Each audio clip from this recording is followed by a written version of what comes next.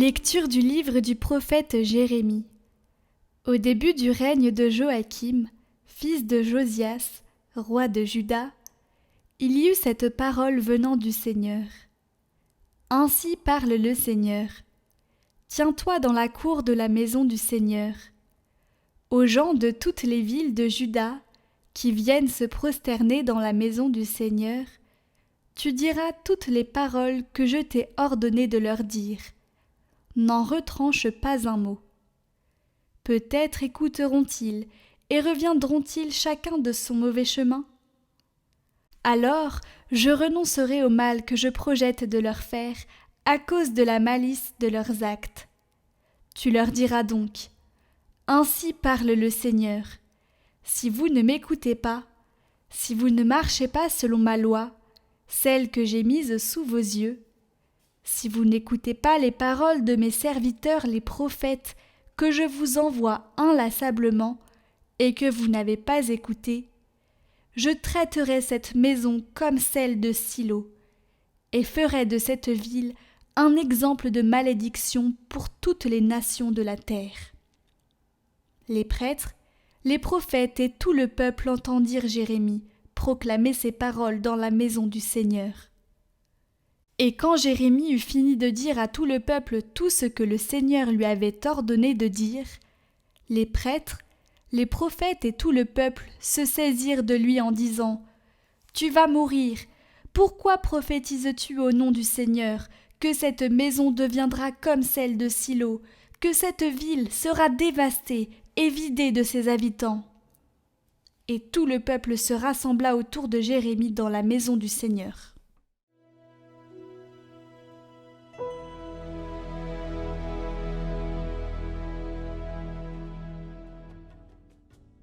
Dans ton amour, Dieu, réponds-moi.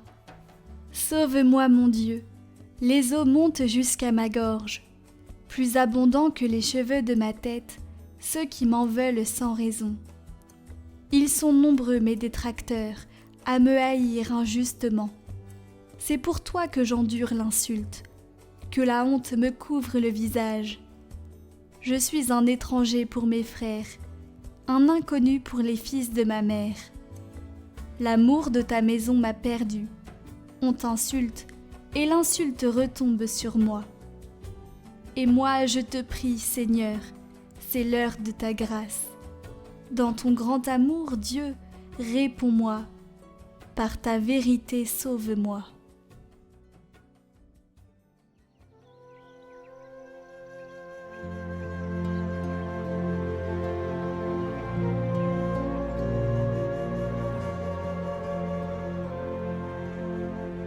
Évangile de Jésus-Christ selon saint Luc.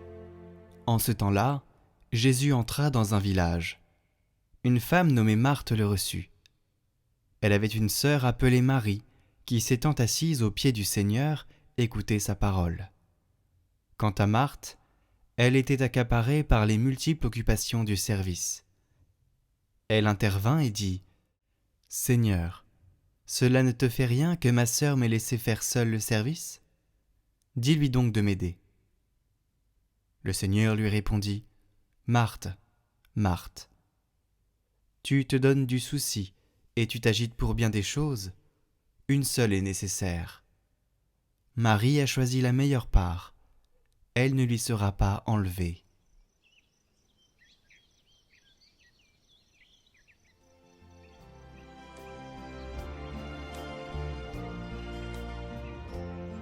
Commentaire de Saint John Henry Newman.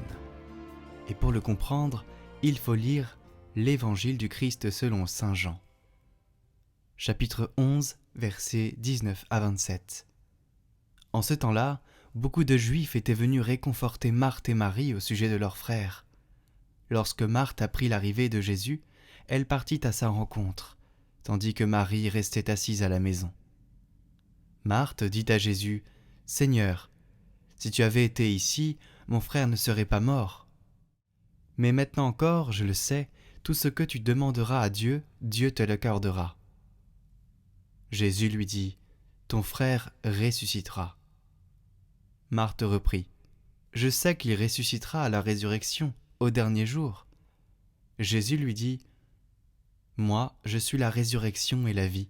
Celui qui croit en moi, même s'il meurt, vivra. Quiconque vit et croit en moi ne mourra jamais. Crois-tu cela ? » Elle répondit : « Oui, Seigneur, je le crois. Tu es le Christ, le Fils de Dieu. Tu es celui qui vient dans le monde. » Commentaire de Saint John Henry Newman. Le Christ est venu pour ressusciter Lazare, mais l'éclat de ce miracle sera la cause immédiate de son arrestation et de sa crucifixion. Il sentait bien que Lazare revenait à la vie au prix de son propre sacrifice. Il se sentait lui-même descendre au tombeau d'où il allait faire sortir son ami. Il sentait que Lazare devait vivre et que lui-même devait mourir. Les apparences allaient se renverser. Il y aurait un festin chez Marthe, mais la dernière Pâque de tristesse lui revenait à lui. Et Jésus savait qu'il acceptait totalement ce renversement. Il était venu du sein de son Père pour racheter par son sang tout le péché des hommes et ainsi faire remonter tout croyant de sa tombe comme son ami Lazare, les ramener à la vie, non pour un temps, mais pour toujours. Face à l'ampleur de ce qu'il envisageait de faire dans cet unique acte de miséricorde, Jésus a dit à Marthe : « Je suis la résurrection et la vie. Celui qui croit en moi, même s'il meurt, vivra. Et tout homme qui vit et qui croit en moi ne mourra jamais. » Faisons nôtre cette parole de réconfort, à la fois face à notre propre mort et à celle de nos amis. Là où il y a foi en Christ, le Christ est là en personne. « Le crois-tu ? » demande-t-il à Marthe. Là où un cœur peut répondre comme Marthe : « Oui, je le crois », là le Christ se rend miséricordieusement présent. Bien qu'invisible, il se tient là même devant un lit de mort ou une tombe, que ce soit nous-mêmes qui dépérissons ou ceux que nous aimons. Que son nom soit béni.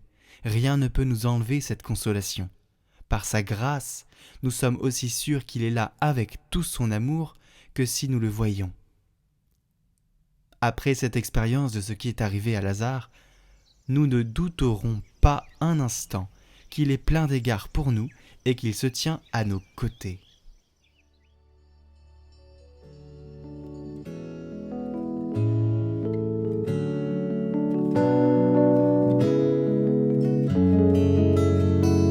Il s'est abaissé en devenant obéissant, il s'est dépouillé de sa gloire. C'est pourquoi Dieu l'a élevé et lui a donné le nom au-dessus de tout nom. C'est pourquoi Dieu l'a élevé et lui a donné le nom au-dessus de tout nom. Il est là, Jésus Sauveur,